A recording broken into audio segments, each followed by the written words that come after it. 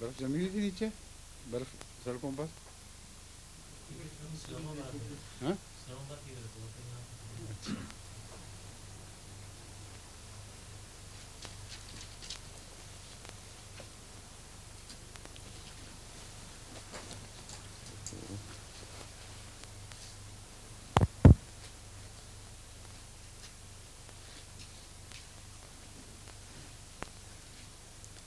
سورہ الانفطار سے آج شروع ہوگا انشاءاللہ. اعوذ باللہ من الشیطان الرجیم. بسم اللہ الرحمن الرحیم. اذا السماء انفطرت واذا الكواكب انتثرت واذا البحار فجرت واذا القبور بعثرت علمت نفس ما قدمت وأخرت. يا أيها الإنسان ما غرك بربك الكريم الذي خلقك فسواك فعدلك في أي صورة ما شاء ركبك.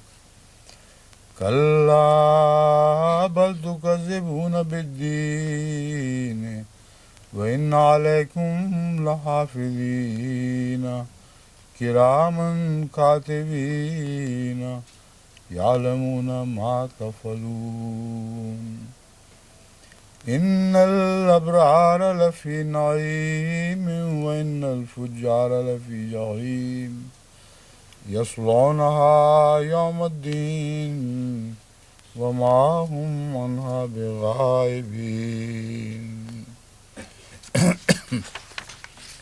وما أدراك ما يوم الدين ثم ما أدراك ما يوم الدين يوم لا تملك نفس لنفس شيئا والأمر يومئذ لله.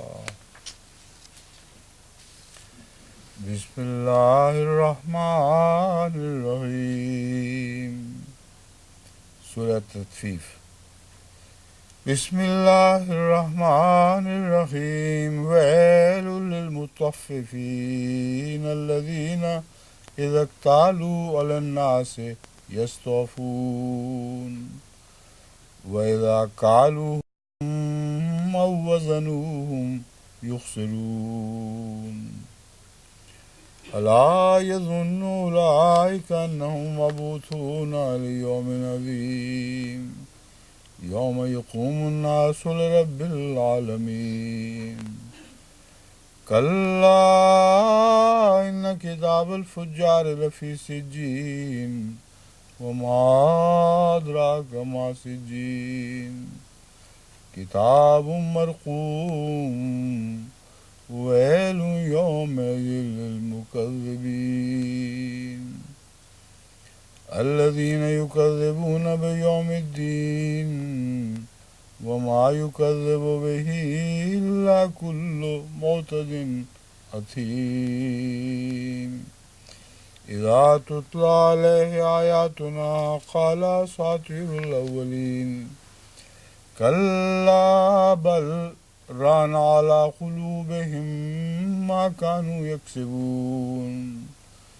كلا إنهم من ربهم يومئذ لمحجوبون.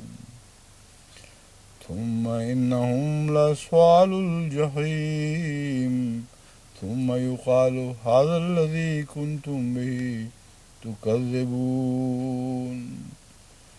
كلا إن كتاب الأبرار لفي عليين وما أدراك ما عليون كتاب مرقوم يشهده المقربون إن الأبرار لفي نعيم.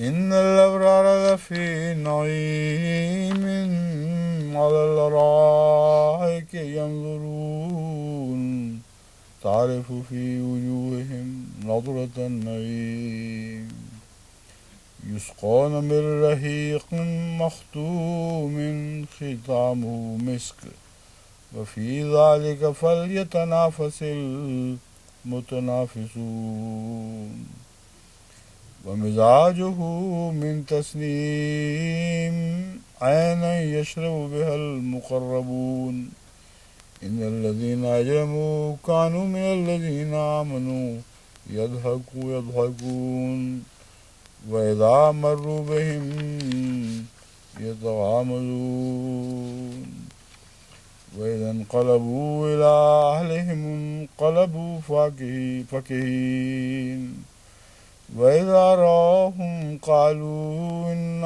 هؤلاء لضالون وما أرسلوا عليهم حافظين فاليوم الذين آمنوا من الكفار يضحكون على الأرائك ينظرون هل ثوب الكفار ما كانوا يفعلون.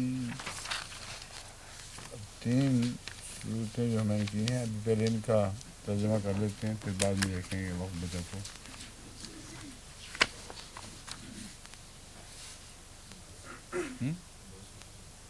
دو یا تین؟ تین کریں دو ہی کافی ہے پھر چلے بس دیکھ لیں گے وقت بچے گا تو دوسری پڑھ لیں گے. یہ کیوں ہے تیسری؟ ہاں ٹھیک ہے پہلے اسی کا اللہ کر لیں صاف. وَبَنَيْنَا فَوْقَكُمْ سَبْعًا شِدَادًا اور ہم نے تمہارے اوپر 7 بہت مضبوط آسمان بنائے. یہ جو ترجمہ ہے اسی کو برقرار رکھا گیا ہے کافی غور و خوض کے بعد اور مختلف علماء نے مختلف کتابوں کا بھی مطالعہ کیا لغات کا مطالعہ کیا. فوقکم کا ایک ترجمہ یہ بھی تھا کہ محافظ لیکن کھلا رکھنا بہتر ہے کیونکہ وہ محافظ بھی ہیں نگہداشت کرنے والے بھی ہیں اور بہت سی ایسی باتیں ہیں جو ان 7 آسمانوں کی طرف منسوخ کی جا سکتی ہیں. اور 7 آسمان کا ویسے ذکر ہے لیکن زمین کے تعلق میں نزدیک کے بھی 7 آسمان ہیں اور سائنٹیفکلی بھی ثابت ہے کہ نزدیک کے زمین کے آسمان بھی 7 طبقوں میں منقسم ہیں. اس لیے اس کو کھلا رکھا جائے پھر تصحیح طور پر جو چاہے جو ترجمہ کر لے.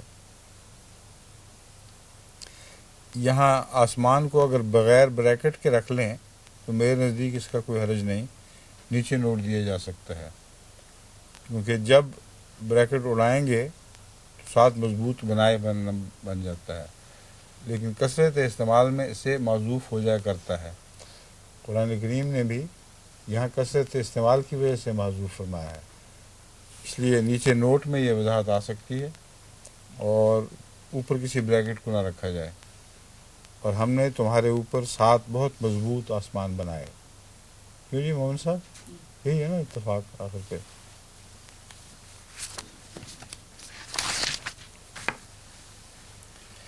بسم اللہ الرحمن الرحیم اللہ کے نام کے ساتھ جو بے انتہا رحم کرنے والا بن مانگے دینے والا اور بار بار رحم کرنے والا ہے. اذا السماء انفطرت جب آسمان پھٹ جائے گا. وَإِذَا الْكَوَاكِبُ انتَثَرَتْ اور جب ستارے جھڑ جائیں گے. وَإِذَا الْبِحَارُ فُجِّرَتْ اور جب سمندر پھاڑے جائیں گے. وَإِذَا الْقُبُورُ بُعْثِرَتْ اور جب قبریں اکھاڑی جائیں گی. اس میں سب سے پہلی بات جو قابل توجہ ہے وہ یہ ہے کہ اذا السماء انفطرت وَإِذَا الْكَوَاكِبُ انتَثَرَتْ سے جو بعض پرانے علماء قیامت مراد لیتے ہیں قیامت آ جائے گی. یہ قیامت آ جائے گی تو بہار فجرت کیسے ہوں گے اور قبور و بوسرت کیسے ہوں گے. وہ اس کا یہ ترجمہ پھر لیتے ہیں. قبور و بوسرت کا تو مطلب یہ ہے کہ قبروں سے لوگ نکل کھڑے ہوں گے مگر بہار و فجرت کا پھر ترجمہ کیا ہوگا جو سمندر پھاڑے جائیں گے. اس لیے لفظ بہار و فجرت اس کے اس مضمون کی حفاظت کر رہا ہے جو پیشگوئی کے طور پر بیان ہے، اور اس کو دوسری طرف لے جایا جا نہیں سکتا۔ علمت نفس ما قدمت و اخرت،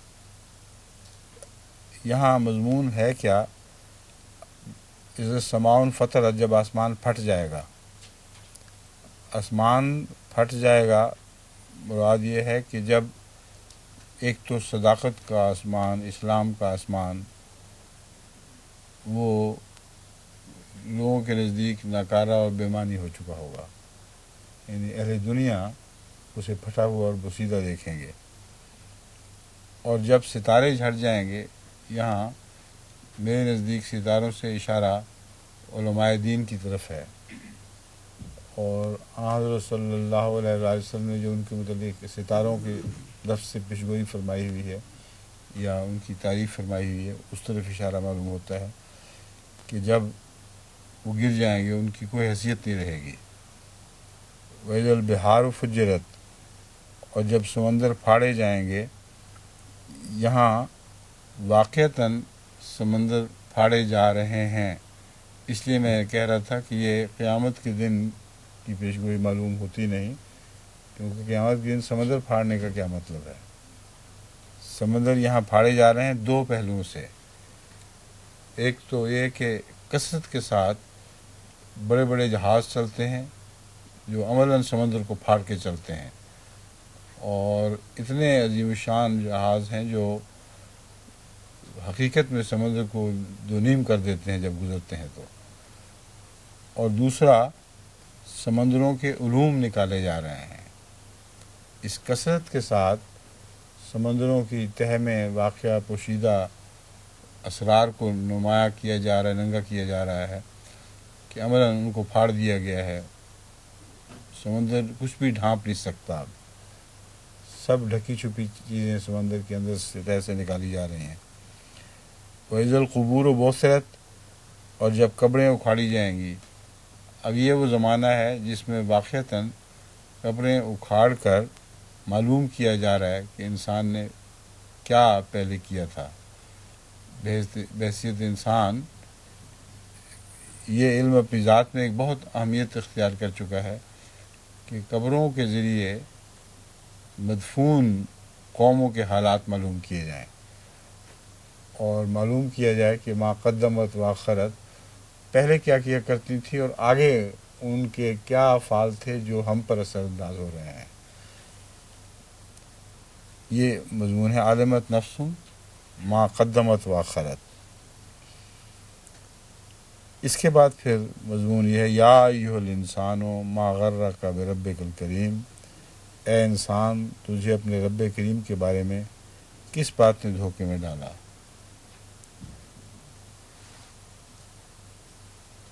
جس نے تحقیق کا یہ کو یہاں تک پہنچا دیا، اس پر راز نہ کھل سکا تو رب کریم ہی کا راز نہ کھل سکا، جس نے ساری نعمتیں عطا کی تھی۔ یہ مضمون یہ اس آیت کا پہلے سے یہ تعلق رکھتا ہے۔ الذی خلقک فسواک فعدلک، وہ جس نے تجھے پیدا کیا، پھر تجھے ٹھیک ٹھاک کیا، پھر تجھے اعتدال بخشا۔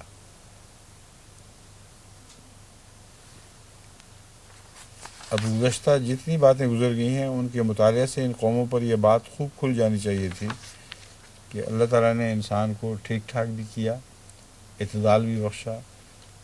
ان کے ارتقاء کے تمام مضامین جن کی گہرائی تک ان کی نظر ہے، یہ بات ثابت کرتے ہیں کہ اللہ تعالیٰ نے متناسب بنایا ہے انسان کو، اسے اعتدال بخشا ہے، اور اعتدال ہی کے نتیجے میں ترقی ہے۔ یہ بہت بنیادی بات ہے۔ اگر اعتدال نہ ہو تو کوئی ترقی ہو ہی نہیں سکتی۔ جب اعتدال ہوتا ہے تو ترقی ہوتی ہے، اور اعتدال کے لیے فی ای صورت ما شاء رکبک، تمام ارتقاء کا راز اعتدال میں ہے۔ اعتدال نصیب ہو تو پھر مختلف صورتیں عطا ہو سکتی ہیں کسی چیز کو۔ ما فی ای صورت، جس صورت میں بھی چاہا تجھے ترکیب دی، یہ ہے انسان ہی مخاطب، لیکن پہلی حالتوں میں اس کو جس طرح بھی خدا نے جس شکل میں چاہا اسے ترکیب دیتا چلا گیا، لیکن اس کے باوجود آخرت کا انکار کر رہے ہیں، حالانکہ اتنی بڑی محنت، اتنی بڑی تخلیق کا پس منظر موجود ہے کہ اس کا کوئی جواز نہیں بنتا۔ اگر آخرت اور حساب کتاب کا دن مقرر نہ ہوتا تو اللہ تعالیٰ کو کیا ضرورت پڑی تھی کہ اتنی لمبی محنت میں سے انسان کو گزارتا، اس کو درجہ بدرجہ ترقی دیتا چلا جاتا۔ سبحانہ کا جو قرآن کریم میں آیا تھا، ان فی خلق السماوات والارض، اس مضمون میں جو باتیں بیان ہوئی ہیں وہی یہاں ہیں۔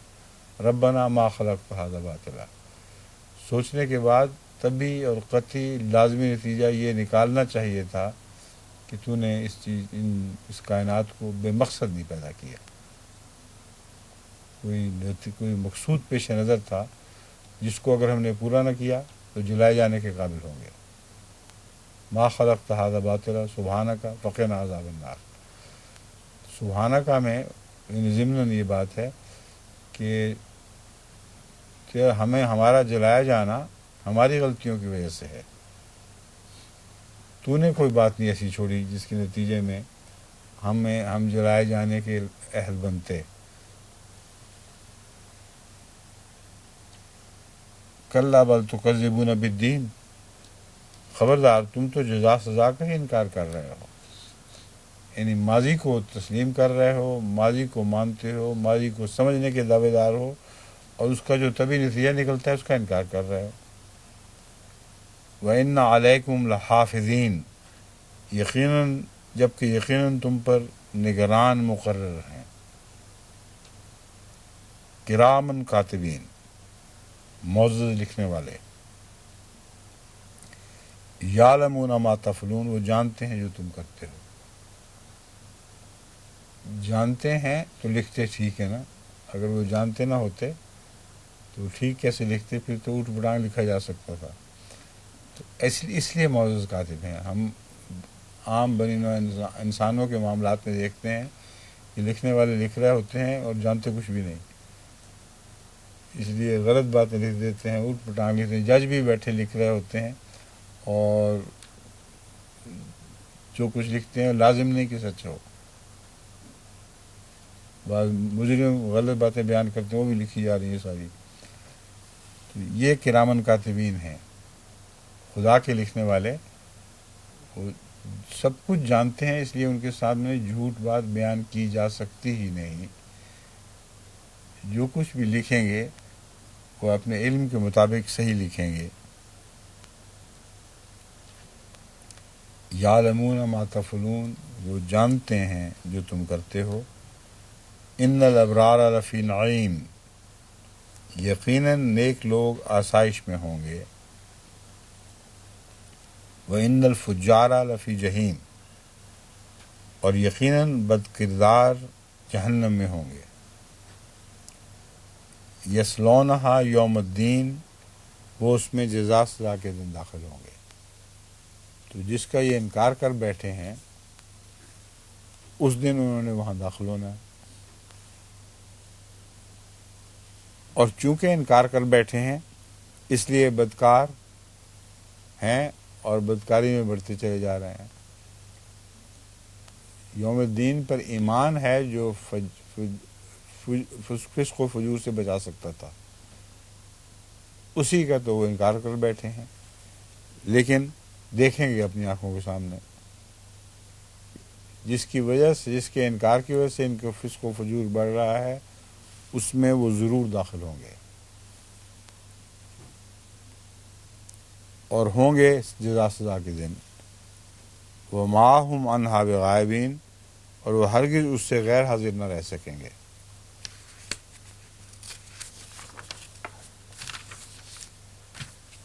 وَمَا أَدْرَاكَ مَا يَوْمُ الدِّينِ، اور تجھے کیا بتائے کہ جزا سزا کا دن کیا ہے۔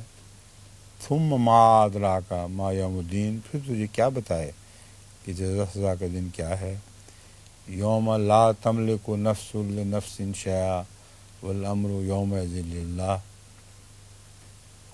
جس دن کوئی جان کسی جان کے لیے کسی چیز کی مالک نہ ہوگی، اور اس دن فیصلہ کلیتاً اللہ ہی کا ہوگا۔ مطلب یہ ہے نہ اپنے لیے مالک ہوگی نہ کسی اور کے لیے مالک ہوگی، ملکیت کلیتاً خدا کی طرف لوٹ جائے گی، اور انسان سے ملکیت کلیتاً اٹھا لی جائے گی۔ اور اس دنیا میں جتنی بھی صفات الہی جلوہ گر ہو رہی ہیں، اس لیے کہ ہمیں ان کی عارضی ملکیت عطا ہوتی ہے۔ انہی صفات کے عطا ہونے کے نتیجے میں ہم عقل استعمال کرنے کی کوشش کرتے ہیں، دنیا میں کام کرتے ہیں، ترقی کی راہیں سوچتے ہیں۔ اگر یہ صفات ہم سے اٹھا لی جائیں تو انسان صفر ہو جاتا ہے۔ بس کائنات نام ہے صفات کے ظہور کا، اس کے سوا کائنات کچھ بھی نہیں ہے، اور صفات کا ظہور عارضی ملکیت کے طور پر دیا گیا ہے۔ قیامت کے دن یہ صفات کھینچ لی جائیں گی تو انسان صفر ہو جائے گا۔ جس کو خدا بنائے گا وہ رہے گا، جس کو نہیں رکھے گا وہ نہیں رہے گا، یعنی جو فیصلہ چاہے اس کے حق میں یا اس کے خلاف کر سکتا ہے۔ والامر یومئذ للہ، ملکیت بھی خدا تعالیٰ کی طرف لوٹ جائے گی اور فیصلے کا اختیار بھی، یہ دونوں باتیں اکٹھی اس میں داخل ہیں۔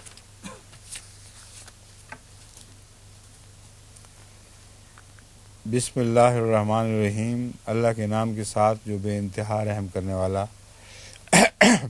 بن مانگے دینے والا اور بار بار رحم کرنے والا ہے۔ ویل للمطففین، ہلاکت ہے تول میں ناانصافی کرنے والوں کے لیے۔ ہلاکت ہو کو میں نے اس ترمیم شدہ ترجمے میں ہلاکت ہے کر دیا ہے۔ ہلاکت ہو سے یوں لگتا ہے کہ صرف لعنت ڈالی جا رہی ہے، حالانکہ ہلاکت اس کا ایک طبی نتیجہ ہوتی ہے۔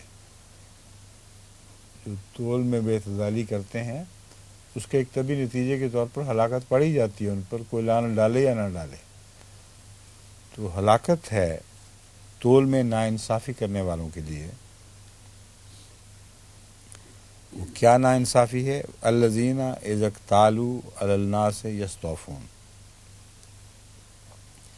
وہ جب لوگوں پر تول کرتے ہیں بھرپور پیمانوں کے ساتھ لیتے ہیں۔ یستوفون، بھرپور پیمانوں سے لیتے ہیں۔ وَإِذَا كَالُوهُمْ أَوْ وَزَنُوهُمْ يُخْسِرُونَ، اور جب ان کو ماپ کر یا تول کر دیتے ہیں کم دیتے ہیں۔ دونوں صورتوں میں سودا کرتے وقت جو اپنے لیے یا ان کو دینا ہو تو ان کے پیسوں کا جو تقاضا ہے کہ وہ ان کو ملنا چاہیے وہ پورا نہیں دیتے، کمی کر دیتے ہیں اس میں۔ الا یظن اولئک انہم مبعوثون، کیا یہ لوگ یقین نہیں کرتے کہ وہ ضرور اٹھائے جائیں گے؟ عدم یقین کی وجہ سے یہ کاروبار چل رہے ہیں۔ اگر یقین ہوتا کہ ضرور اٹھائے جائیں گے تو ناممکن تھا یہ ماپ تول میں کمی اس طرح کرتے یا حق تلفی کرتے لوگوں کی۔ اس میں صرف چھوٹے موٹے دکاندار کا ذکر نہیں ہے، قوموں کا ذکر چل رہا ہے، اور آخری زمانے کی پیشگوئیاں ہو رہی ہیں، تو اس لیے آخری زمانے کی پیشگوئیاں بھی ہیں۔ یہ جو ٹرکس ہیں بڑی بڑی قوموں کے، تجارتی ٹرکس، ان کی طرف اشارہ کرنے والی آیات ہیں کہ ان سے سودے میں ہمیشہ کمزور قوموں کو نقصان ہوگا۔ جتنا مرضی ان کے فائدے کی بات کر رہے ہوں، وہ ان کی جو ان کے معاہدے ہیں، ان معاہدوں کی روح سے ان کو غریب اور بے اختیار قوموں کے لیے نقصان پہنچنا معاہدے کے اندر ہی لکھا ہوا ہوتا ہے۔ اور جو ان سے وصول کرتے ہیں تو بھرپور وصول کرتے ہیں۔ اور سودی کاروبار جو پھیلا ہوا ہے اس وقت، اس سے بھی یہی کچھ ہو رہا ہے۔ مدد نام رکھا ہوا ہے، اقتصادی مدد، اور مدد جن کی ہوئی ان کے بیڑے غرق ہو گئے، اٹھنے کے قابل نہیں رہے دوبارہ۔ تو یہ پیشگوئیاں ہیں اصل میں، اس کو چھوٹے موٹے عام دکاندار کی حرکتوں پر معمول نہ کریں، یہ بڑی بڑی قوموں کی حرکتیں ہیں جو اس طرح دنیا میں فساد برپا کر رہی ہیں۔ حالانکہ اس کے بغیر بھی اگر وہ صرف تجارت کرتے تو جو تجارت میں زیادہ انڈسٹریز قوم ہے وہ فائدہ اٹھاتی ہے، جیسا عام تاجر بھی، نیک تاجر بھی فائدہ اٹھاتا ہے، تجارت کے اندر اللہ تعالیٰ نے ایک فائدہ رکھا ہوا ہے، اسی پر اکتفا کرتے تو سب کا فائدہ تھا۔ تجارت کی خوبی یہ ہے کہ دینے والے کو بھی فائدہ ہے، لینے والے کو بھی فائدہ ہے، لیکن یک طرفہ تجارت جو ہے یہ منع ہے اسلام میں۔ کلا ان کتاب ہاں، یوم عظیم، ایک بہت بڑے دن میں پیش ہونے کے لیے، جب وہ انکار پہلے لفظوں کے ساتھ کیا بنتا تھا، کیا وہ یہ لوگ یقین نہیں کرتے کہ وہ ضرور اٹھائے جائیں گے ایک بڑے دن کے لیے، یعنی ایک بڑے دن پیش ہونے کے لیے اٹھائے جائیں گے، پیش ہونا بریکٹ میں ہے۔ یوم یقوم الناس لرب العالمین، جس دن لوگ تمام جہانوں کے رب کے حضور کھڑے ہوں گے۔ کلا ان کتاب الفجار لفی سجین، خبردار یقیناً بدکاروں کا اعمال نامہ سجین میں ہے۔ کتاب سے اعمال نامہ ہے مراد۔ کتاب اگر جہنم میں چلی جائے تو کتاب تو جل جائے گی ساری، اور اعمال نامہ سے مراد ہے مجسم اعمال ان کے جہنمی ہوں گے، ان کے مقدر میں ان کے اعمال، یعنی یہ ایک فصاحت و بلاغت کا کلام ہوتا ہے، اعمال کہا جائے تو عمل کرنے والے ان اعمال سمیت مراد ہوا کرتے ہیں، ان کا اعمال نامہ جہنم میں ہوگا، سجین میں ہوگا۔ وما ادراک ما سجین، اور تجھے کیا سمجھائے کہ سجین کیا ہے؟ کتاب مرقوم، ایک لکھی ہوئی کتاب ہے، ایک لکھی ہوئی کتاب سے مراد ہے ایک ایسی بات ہے جس نے ہو کر رہنا ہے، وہ ٹل نہیں سکتی، یعنی جہنم ایک لکھی ہوئی کتاب تو نہیں ہے، سجین جہنم کا نام ہے لیکن سجین لکھی ہوئی کتاب تو نہیں ہے، مراد یہ ہے کہ سجین کا واقعہ ہونا ایسا یقینی ہے جیسے خدا کی طرف سے ایک تحریر لکھی جا چکی ہو جس کا بدلنا ناممکن ہے۔ ویل یوم ذی للمکذبین، ہلاکت ہے اس دن جھٹلانے والوں کے لیے۔ الذین یکذبون بیوم الدین، پھر وہی بات دہرائی جا رہی ہے کہ جو جزا سزا کے دن کو جھٹلاتے ہیں، جب اپنی آنکھوں کے سامنے دیکھ لیں گے تو پھر ان کو سمجھ آئے گی وہ کیا تھا جسے وہ جھٹلایا کرتے تھے۔ وما یکذب بہ الا کل معتد اثیم، اور اسے کوئی نہیں جھٹلاتا مگر کہ ہر ایک حد سے بڑھا ہوا سخت گناہگار، حد سے بڑھے ہوئے سخت گناہگار کا جھٹلانا ہی اس کو حد سے بڑا ہوا سخت گناہگار بنا دیتا ہے، جھٹلانے کے نتیجے میں یہ جرت پیدا ہوتی ہے، اور چونکہ وہ جرت سے ایسے اعمال کرتا ہے اس لیے ڈرانے والوں کو جھٹلا دیتا ہے کہ تم ہمیں کس بات سے ڈراتے ہو، تو ہے ہی کچھ نہیں، اور ان کا انکار ان کو فسق و فجور میں بڑھاتا چلا جاتا ہے۔ اس لیے یہاں حد سے بڑھے ہوئے کا لفظ استعمال فرمایا ہے، الا کل معتد اثیم، مگر ہر ایک حد سے بڑا ہوا سخت گناہگار۔ اذا تتلی علیہ آیاتنا قال اساطیر الاولین، جب اس پر ہماری آیات پڑھی جاتی ہیں وہ کہتا ہے پہلے لوگوں کی کہانیاں ہیں، کچھ بھی نہیں ہونا، پہلے لوگ بھی مر کھپ گئے، کوئی جزا سزا کا دن نہیں آیا، ہمارے ساتھ بھی یہی ہوگا.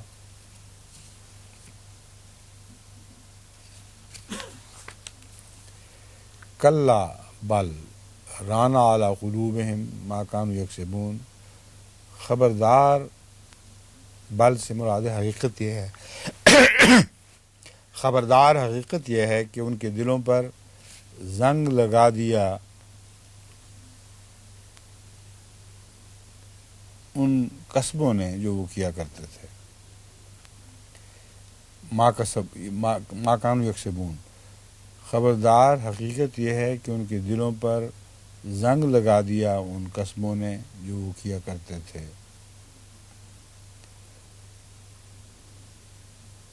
کلا انہم عن ربہم یومئذ لمحجوبون. یعنی زنگ اگر لگ جائے تو اگر فولاد یا لوہے پر زنگ لگ جائے برتن پر تو اندر تک پیغام پہنچانے کے لیے زنگ کا اتارنا ضروری ہوا کرتا ہے. تو ان کے قصبوں نے ہی ان کے دلوں پر ایسے زنگ کی چادر لپیٹ دی ہے جس کو پار کر کے نصیحت اثر انداز نہیں ہو سکتی دل پر.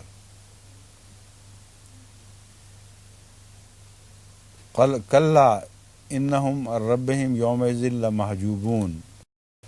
اب یہ اگلی آیت میں جو لفظ محجوب ہے اس کا پہلی آیت سے بنیادی یہی تعلق ہے. زنگ لگا کے ان کے دل محجوب ہو گئے نا. اب قیامت کے دن وہ محجوب ہوں گے،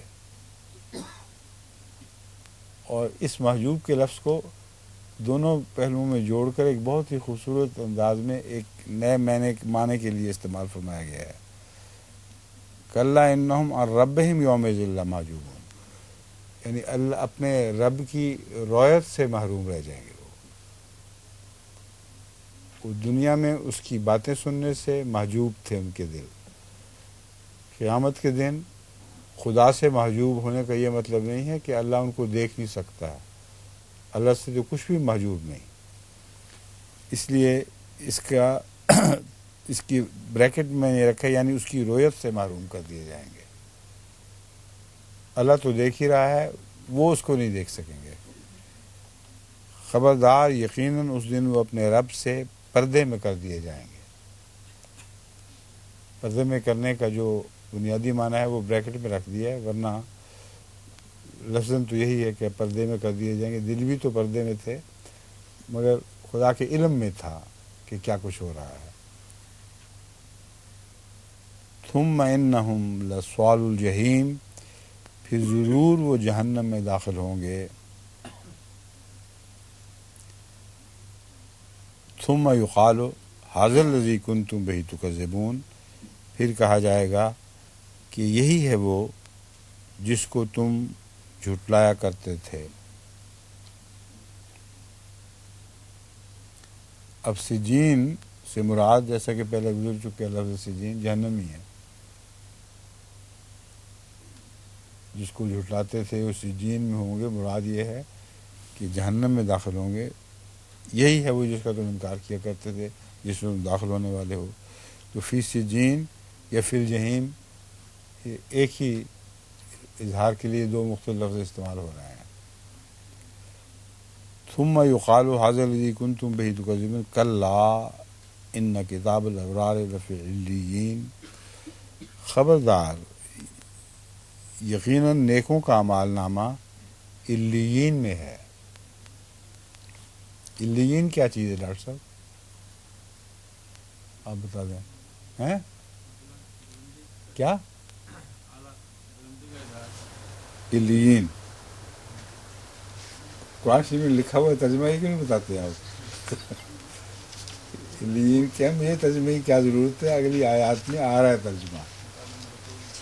تو ما ادراک ما علیین، ما علیون. اور تجھے کیا سمجھائے کہ علیین کیا ہے؟ کتاب مرقوم، ایک لکھی ہوئی کتاب ہے. تو یہاں بھی کتاب سے مراد اس کا لازماً ہونا ہے. ایک ایسا ایک حال ہے جو ہونے والا ہے، جس نے لازماً ہو کے رہنا ہے. یہ لکھی ہوئی بات ہے. یشہدہ المقربون، مقرب لوگ اسے اپنی آنکھوں سے دیکھ لیں گے. لکھی ہوئی سے مراد یہ ہے، اتنی قطعی چیز ہے علیین کہ اسے جو مقرب لوگ ہیں وہ دیکھیں گے وہی، مگر وہ گویا روبرو دیکھ رہے ہیں، اس کو اپنی آنکھوں سے دیکھ لیں گے. وہ علیین کیا ہے؟ ان الابرار لفی نعیم، فی علیین کا متبادل ہے یہ. وہ کی لکھی ہوئی کتاب میں نہیں ہوں گے، بلکہ علیین کا ہونا لازم ہے اور مقدر ہے. اور فی علیین کا مطلب ہے فی نعیم، یعنی یقیناً نیک لوگ ضرور آسائش میں ہوں گے. علی الارائک ینظرون، تختوں پر متمکن نظارہ کر رہے ہوں گے. ینظرون، تعرف فی وجوہہم نضرۃ النعیم، تو ان کے چہروں میں ناز و نام کی تر و تازگی پہچان لے گا. تعرف ہو مطلب ہے پہچان لے گا. اور یہاں سورہ اعراف میں جو پہچاننے والا مضمون ہے اس کی طرف بھی اشارہ ملتا ہے. وہ مقرب لوگ خدا کے جو چہرے دیکھ کر پہچانیں گے، تو ان کے چہروں پر تو ناز و نام کی تر و تازگی پہچان لے گا. یسقون من رحیق مختوم، وہ ایک سربا مہر شراب میں سے پلائے جائیں گے. شراب سے کا ترجمہ بھی من ہو سکتا ہے اور میں سے بھی ہو سکتا ہے، تو اردو محاورے میں میں سے کا ترجمہ زیادہ بہتر ہے. وہ ایک سربا مہر شراب میں سے پلائے جائیں گے، اس کی مہر مشک ہوگی. ختام ہو مسک، اس کی مہر مشک ہوگی. وفی ذالک فلیتنافس المتنافسون، پر بس اسی معاملہ میں چاہیے کہ رغبت کرنے والے رغبت کریں. فی ذالک سے ذالک کس طرف اشارہ فرما رہا ہے لفظ ذالک؟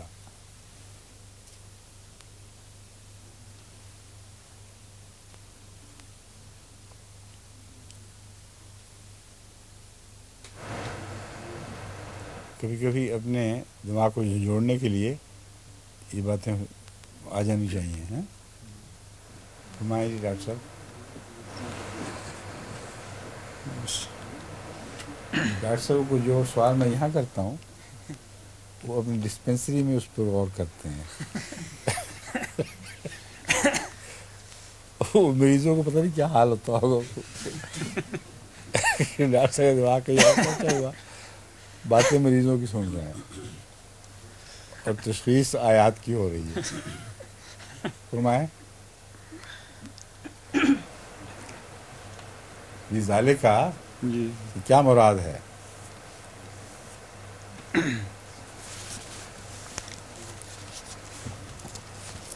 تو فی ذالک فلیتنافس، مسک تو مراد نہیں ہے یہاں بہرحال.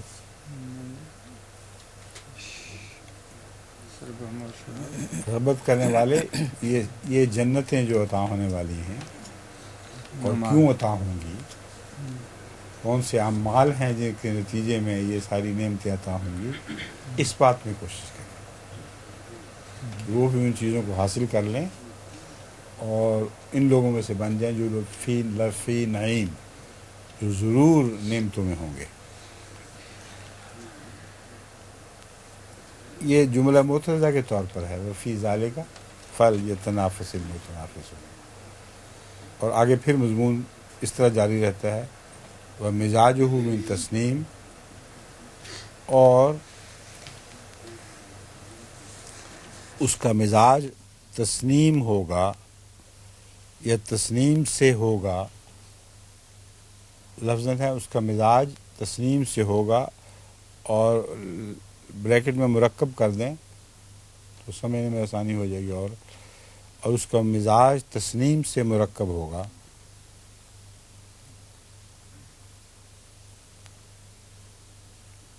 وہ کیا چیز ہے؟ ایک ایسا چشمہ جس سے مقرب لوگ پئیں گے۔ اب اس آیت نے اس مضمون کو خوب کھول دیا کہ یہ کہیں ظاہری ترجمے نہ کرتے پھرو کہ کوئی بوتل ہے جس میں شراب ڈالی ہوئی ہے، اوپر مہر مشک کی لگی ہوئی ہے۔ اگر مشک کی مہر لگی ہوئی تو بوتل کو کیا فائدہ؟ اس نے تو ڈاٹ لگایا ہوا بند ہے۔ تو مراد یہاں بوتل نہیں ہے، مشک مہر کا مطلب ہے مشک کے فوائد اثر انداز ہوں گے۔ جیسے رسول اللہ صلی اللہ علیہ وسلم متعلق آتا ہے خاتم النبیین، آپ کی صفات جن انبیاء میں یا جن لوگوں میں مرتسم ہیں، یہ مہر ہے۔ وہ ان صفات سے پہچانے جائیں گے کہ یہ نبیوں کی صفات ہیں۔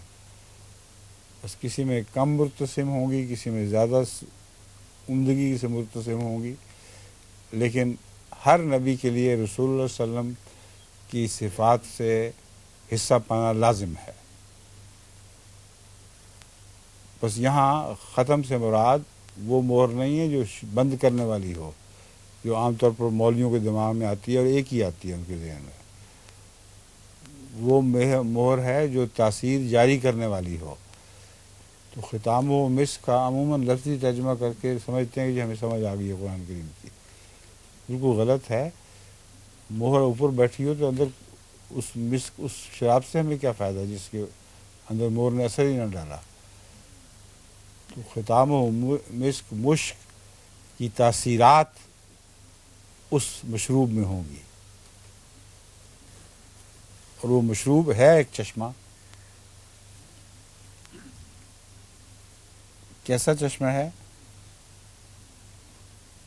عین یشرب بها المقربون، ایک ایسا چشمہ ہے جس سے مقرب لوگ پئیں گے، اور پیتے ہیں کا ترجمہ بھی جائز ہے، گرامر کے لحاظ سے بھی اور واقعاتی لحاظ سے، دونوں طرح۔ مقرب لوگ صفات باری تعالیٰ کے چشمے سے پیتے ہیں، اور جتنا جتنا وہ پیتے ہیں اتنا وہ صفات ان پر اثر انداز ہوتی چلی جاتی ہیں، ان کے دلوں کو اپنے جیسا بناتی جاتی ہیں۔ اس سے پہلے جو ذکر گزرا تھا اس کے مقابل پر یہ ذکر ایک موازنہ پیدا کر رہا ہے۔ ایسے بدکردار تھے جن کے دلوں پہ زنگ لگا ہوا تھا، کوئی اچھی بات ان دلوں تک پہنچ نہیں سکتی تھی، وہ محجوب کر دیے گئے، وہی پرے کر دیے گئے، اللہ کی رؤیت سے محروم کر دیے گئے۔ دوسرے وہ لوگ ہیں جو دنیا میں ہی اللہ تعالیٰ کی صفات کا مشاہدہ کریں گے اور بڑے شوق اور محبت سے پئیں گے ان کو، اور وہ صفات ان کے دلوں کو تر و تازہ کر رہی ہوں گی۔ یہی بات جو اس دنیا میں ان کو نصیب ہوگی وہ اس دنیا میں متمثل ہو جائے گی، اور زیادہ وضاحت کے ساتھ، بہت زیادہ وضاحت کے ساتھ، جس کا ہم تصور نہیں کر سکتے، ان کے دلوں کو اللہ تعالیٰ کی صفات سے بھرپور اور معمور کر دے گی۔ ان الذین اجرموا کانوا من الذین آمنوا یضحکون، یقیناً وہ لوگ جنہوں نے جرم کیے، کانوا من الذین آمنوا یضحکون، ان لوگوں سے جو ایمان لائے، یقیناً وہ لوگ جنہوں نے جرم کیے ان لوگوں سے جو ایمان لائے ہنسی کیا کرتے تھے، یضحکون۔ اب یہ تو ایک عام مضمون ہے دنیا کا، آج بھی ہر جگہ دنیا میں یہی ہو رہا ہے، جو ایمان لاتے ہیں لوگ ان پر ہنستے ہیں، اور بعض ہنستے ہیں ان کو حقیر سمجھ کر، اور بعض ہنستے ہیں ان کو بیوقوف سمجھ کے، وہ سفہا ہیں، پاگل ہیں، کن باتوں میں لگ گئے ہیں۔ اور آج کل یہی چیز ہمارے ان بچوں کو جو مغربی اداروں میں تعلیم پا رہے ہیں، یہ ان کو ہمیشہ ایک امتحان میں ڈالتی رہتی ہے۔ وہ سمجھتے ہیں کہ ہم تو، ہماری کیا زندگی، یہ تو لوگ ہمیں بیوقوف سمجھ رہے ہیں، ہنس رہے ہیں، کہتے ہیں کہ یہ تم اپنی وقت ضائع کر رہے ہو، پاگلوں کی طرح، ہونا ہمانا کچھ نہیں، اور جو دنیا کے چند دن کے مزے سے وہ بھی لوٹنے سے محروم رہ جاؤ گے تم۔ تو کئی لوگوں کو اس تصادم، ذہنی تصادم کی وجہ سے سخت نقصان، نفسیاتی نقصان پہنچ جاتا ہے، اور بعض لوگ اس کے نتیجے میں عملاً پاگل بھی ہوئے ہیں، کیونکہ ہر وقت کی ایک کشمکش تھی۔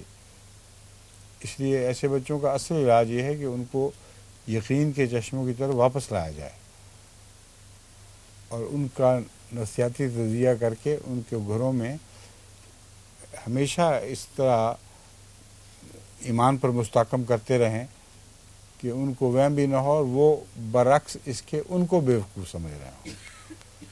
جب تک یہ چیز الٹتی نہیں، اس وقت تک ان کی حفاظت کی گارنٹی کوئی نہیں ہے۔ احمدی بچوں اور بچیوں کو کی ایسی تربیت کرنی چاہیے کہ وہ غیروں کو بے وقوف اور احمق سمجھ رہے ہوں، نقصان اٹھانے والے ہوں۔ کہ قرآن کریم کی پہلی صورت میں، یعنی بقرہ کی پہلے رکوع میں ہی، یا پہلے 2 رکوعوں میں سارا مضمون کھل کے بیان ہوا ہے وہ خود بیوقوف اور دوسروں کو بیوقوف سمجھ رہے ہیں۔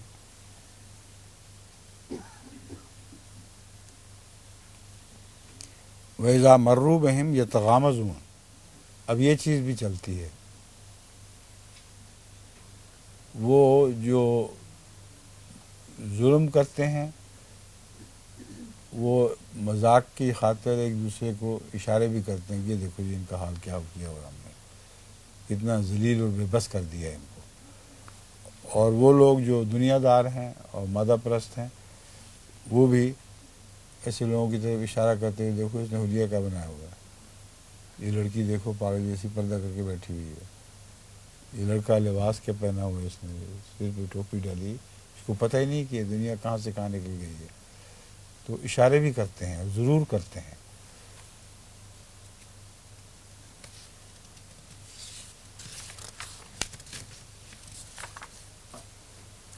وَإِذَا انقلبوا إِلَىٰ أَهْلِهِمُ انقلبوا فَكِهِينَ، اب یہ بات بھی کتنی حقیقت ہے کہ ان باتوں کا گھر میں جا کر پھر بڑے مزے سے ذکر بھی کرتے ہیں،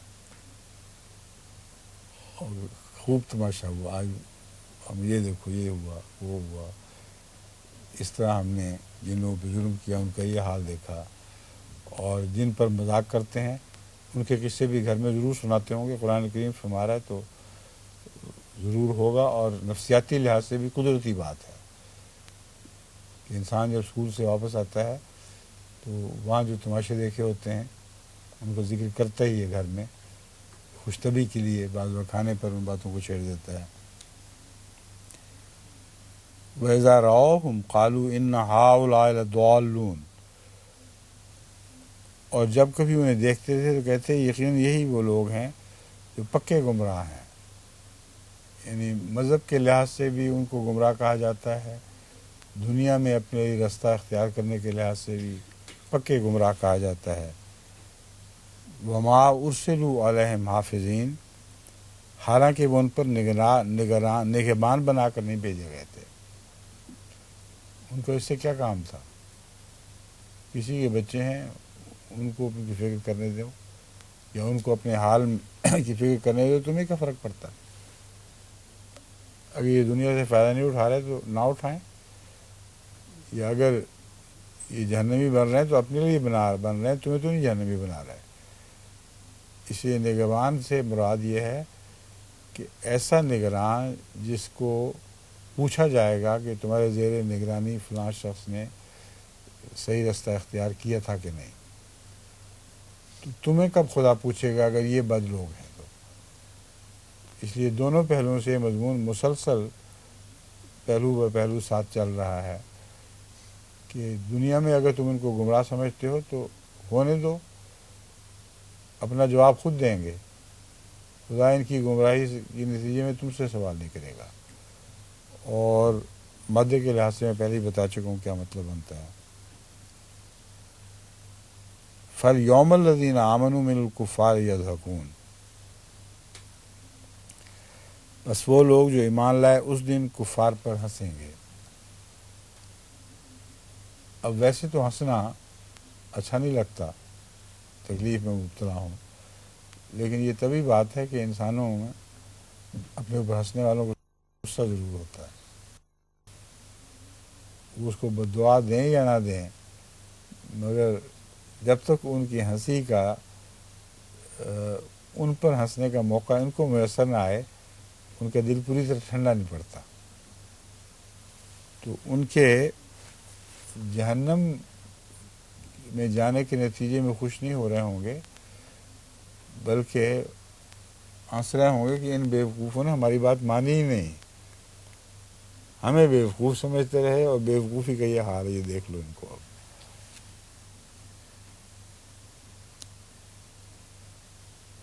اب الارائک ینظرون،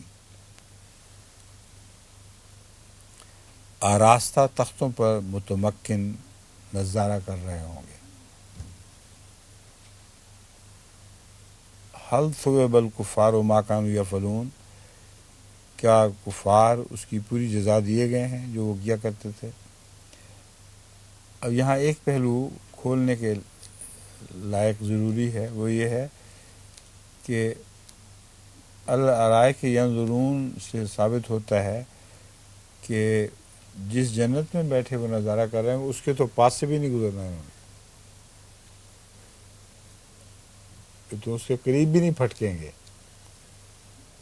تو ان پر ہنسیں گے۔ اس سے مراد یہ نظر آتی ہے، اب یہ تو ہو نہیں سکتا کہ وہ جہنم میں جا کر ان کو دیکھیں اور پھر ہنس رہے ہوں، اس لیے دو صورتیں ممکن ہیں۔ ایک تو کہ ان کی اطلاع دی جائے گی ان کو کہ تمہیں بیوقوف بنانے والے خود بیوقوف ثابت ہوئے، دوسرے ان کے حال پر ہنس رہے ہوں گے سے مراد یہ نہیں کہ ان کو دکھا کر ہنس رہے ہوں گے، الگ ہنس رہے ہوں گے۔ بعض اوقات انسان سنجیدگی سے بھی گزر جاتا ہے، ایک بات سے ہنسی والی بات ہوتی ہے لیکن باوقار ہونے کی وجہ سے کچھ نہیں بولتا، لیکن جب نکل جاتا ہے پھر اس کو ہنسی آ جاتی ہے۔ تو یہ پہلو بھی ایک امکان ممکن ہے اس میں، یہ مراد ہو۔ سورہ انشقاق۔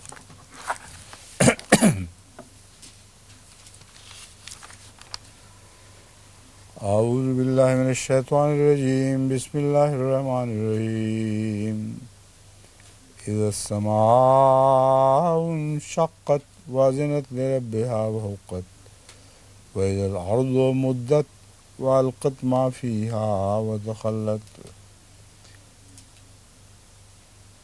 واذنت لربها وحقت یا ایھا الانسان انک کادح الی ربک کدحا فملاقیہ فاما من اوتی کتابہ بیمینہ فسوف یحاسب حسابا یسیرا وینقلب الی اہلہ مسرورا وَأَمَّا مَنْ أُوتِيَ كِتَابَهُ وَرَاءَ ظَهْرِهِ فَسَوْفَ يَدْعُو ثُبُورًا وَيَصْلَىٰ سَعِيرًا إِنَّهُ كَانَ فِي أَهْلِهِ مَسْرُورًا۔ سیرس میں 14 آیات پر ہی اکتفا کرتا ہوں، کیونکہ میرے خیال میں پچھلی آیات میں کچھ بحث طلب مضامین بھی گزرے ہیں۔ جب آسمان پھٹ جائے گا، اذنت لربہا وحقت، اور اپنے رب کی طرف کان دھرے گا، اور یہی اس پر لازم کیا گیا ہے۔ آسمان پھٹ پڑے گا کہ پہلے کئی دفعہ تشریح گزر چکی ہے، مراد یہ بھی ہے کہ آسمان کے راز بھی بندے معلوم کر رہے ہوں گے اور دور دور کی کوڑیاں لائیں گے، اور کچھ یہ کہ عذاب الہی نازل ہونے کے لیے آسمان پھٹ پڑے گا، تو دونوں رستے کھل گئے ہیں۔ وہ اذنت لربہا وحقت، اور اپنے رب کی طرف کان دھرے گا، اور یہی اس پر لازم کیا گیا ہے، یعنی اپنے رب کے حکم کا انتظار کر رہا ہوگا کہ اب کیا ہونا ہے۔ وَإِذَا الْأَرْضُ مُدَّتْ، اور جب زمین کشادہ کر دی جائے گی۔ اب زمین کو کھینچ کر تو کشادہ نہیں کیا گیا، ہمارے سامنے ہے بالکل، لیکن نئی دنیا دریافت ہو گئی، اور اس نئی دنیا کے دریافت ہونے سے جو تبدیلیاں پیدا ہوئی ہیں وہی تبدیلیاں ہیں جنہوں نے ایک طرف ان لوگوں کو ترقی کے زینوں میں آخری مقام تک پہنچایا ہے، اور دوسری طرف تنزل کے زینوں کی آخری سیڑھی تک بھی پہنچا دیا ہے۔ چنانچہ القت و اذا الارض مدت، جب زمین پھیلا دی جائے گی، یعنی ہے تو اتنی ہی مگر اس کا علم ہو جائے گا انسانوں کو کہ اس سے زیادہ اور بھی زمین تھی۔ اس دوسری دنیا کی دریافت پر جو یہ زور دیتے ہیں، یہ اذا الارض مدت کی پیشگوئی کے پورا ہونے کی ایک نشانی ہے، ایک قطعی ثبوت ہے اس کا۔ اور اس وقت القت ما فیہا وتخلت ہوا ہے۔ آپ دیکھ لیں کہ امریکہ کی دریافت کے نتیجے میں ہی، یا امریکاؤں کی دریافت کے نتیجے میں ہی تمام چیزیں جو زمین نے اگلی ہیں وہ اگلنی شروع کی ہیں۔ اس نے، اس سے پہلے زمین کو نہیں اگل رہی تھی۔ تمام ہیوی میٹلز، ہر چیز جس کو یہ استعمال میں لا کر ترقی کر رہے ہیں، وہ ساری چیزیں امریکہ کی دریافت پر منحصر ہیں۔ اس کا جو تاریخی حقائق کے ساتھ موازنہ کرتے ہوئے میں نے اپنی اس کتاب ریولیوشن میں تفصیل سے ذکر کیا ہوا ہے۔ وَأَذِنَتْ لِرَبِّهَا وَحُقَّتْ، پھر کیا ہونا ہے اس کے بعد، یہ خدا کے فیصلے پر منتج ہوگا، اور زمین پھر کان دھرے گی۔ اب اس کے پاس کچھ نہیں رہا باقی، اب تقدیر الہی جو ظاہر کرنے والی ہے، جب تک خدا کا اذن نہیں ہوگا وہ ظاہر نہیں ہوگا۔ اس میں مراد اسلام کی فتح ہے، اور اسلام کے آسمان کے بحال ہونے کی خوشخبری ہے جو اس میں مضمر ہے۔ اس طرف دھیان کرے گی زمین کہ اب خدا کیا کہتا ہے ہمیں، اب کیا ہونا چاہیے۔ اس صورت میں اگلی آیت کے پھر دو ترجمے بیکفت ہو جاتے ہیں کہ انسان نے جو محنت کی ہے اس کے نتیجے میں وہ اللہ سے ملاقات کرے گا، اور جب تک وہ رسول اللہ صلی اللہ علیہ وآلہ وسلم کی دین کی طرف نہ لوٹے اس کا خدا سے ملاقات کرنا ممکن نہیں ہے۔ اور دوسرا، یہ محنت کرنے والے جنہوں نے بڑی مشقت کی ہے، یہ بھی جان لیں کہ قیامت کے دن روبرو ملاقات کرنے والے ہیں۔ پھر اللہ جسے جو جزا دینا چاہے گا جزا دے گا، جسے جو سزا دینا چاہے وہ سزا دے گا۔ یا ایھا الانسان انک کادح الی ربک کدحا فملاقیہ، اے انسان تجھے ضرور اپنے رب کی طرف مشقت کرنے والا بننا ہوگا۔ یہ تو تیرے مقدمے میں لکھا گیا ہے، بس بہرحال تو اسے روبرو ملنے والا ہے۔ بہرحال بریکٹ میں اس لیے رکھا ہے تاکہ دونوں معنوں کے کھلا رہنے کی طرف اشارہ ہو جائے۔ تو نے بہرحال اسے ملنا ہے، خواہ نیکی کے راستے پر چلتے ہوئے اسے پا لے گا، یا جزا سزا کے لیے تو اس کے روبرو پیش کیا جائے گا۔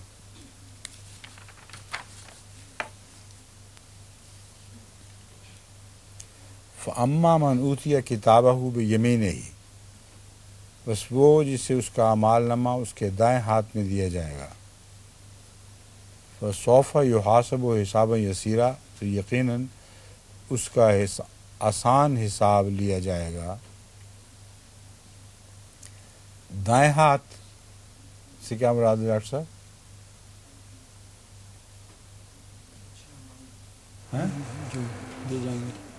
اچھی پاک چیزوں کو انسان دائیں ہاتھ سے حصہ لیتا ہے نا، اس لیے یہ اشارہ ضمناً موجود ہے مگر وہاں تو دو ہاتھ نہیں ہوں گے انسان کے.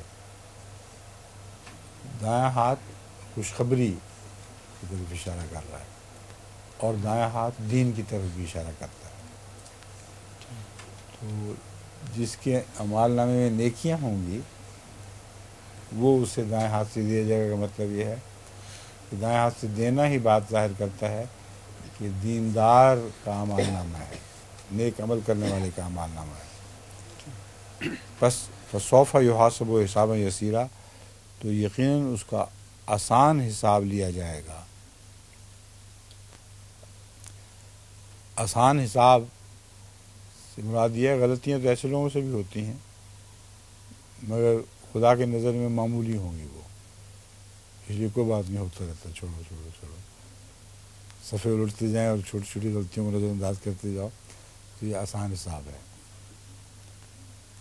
وَيَنْقَلِبُ إِلَىٰ أَهْلِهِ مَسْرُورًا، اور وہ اپنے اہل و عیال کی طرف خوش و خرم لوٹے گا. اب اہل سے مراد کون لوگ ہیں جن کی طرف خوش خرم لوٹے گا؟ ڈاکٹر سے بتائیں. ہیں اس کے دین پر چلنے والے، اس مسلک پر چلنے والے لوگ آل ہیں جو اس کے، وہ ہیں حضرت نوح کے واقعہ سے لفظ آل کی تشریح ملتی ہے، یہ مراد ہے. یہ نہیں کہ اس کے بدکردار بچے بھی وہیں ہوں گے اور ان کی طرف ہنسی خوشی لوٹے گا. جو اللہ کے نزدیک اس کے اہل بننے کے اہل تھے وہی ہیں جن کی طرف وہ ہنستا ہوا لوٹے گا. اما من اوتی کتابہ وراء ظہرہ، یہ بات میں پھر کل کر لیں گے. ینقلب الی اہلہ مسرورا تک ہو گیا، ٹھیک ہے.